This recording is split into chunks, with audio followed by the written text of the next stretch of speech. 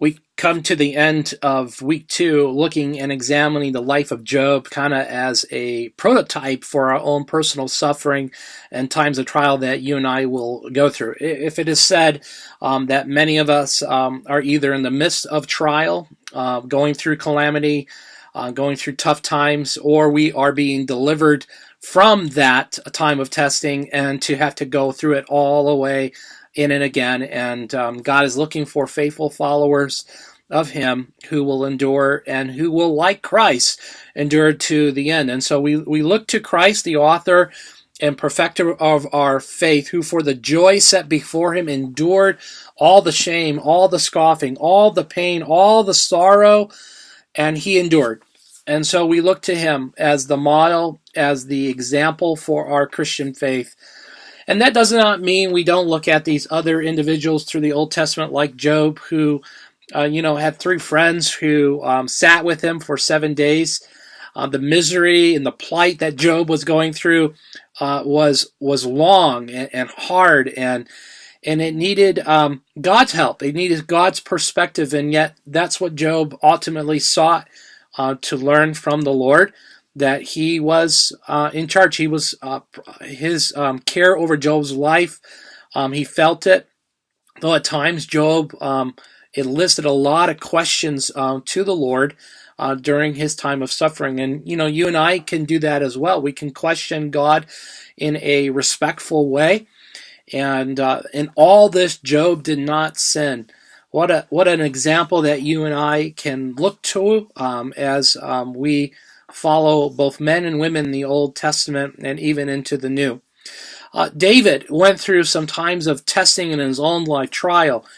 Some of that was inflicted because of his own sinful behavior, and so God used the trial in his life to discipline him. And that might be something you're going through right now, and all I can say is that you need to confess to the Lord.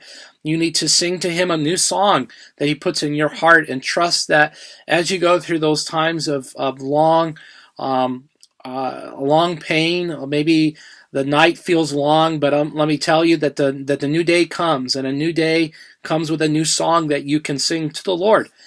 And so that should be your perspective as you think about life ahead, ministry ahead. You might be going through a time of ministry where people seem to be against you.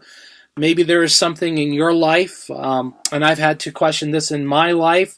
Is there something that I'm doing that I need to stop, and I need to put my thoughts and affections on the Lord, and He will redirect the situation toward His plans that He has for me.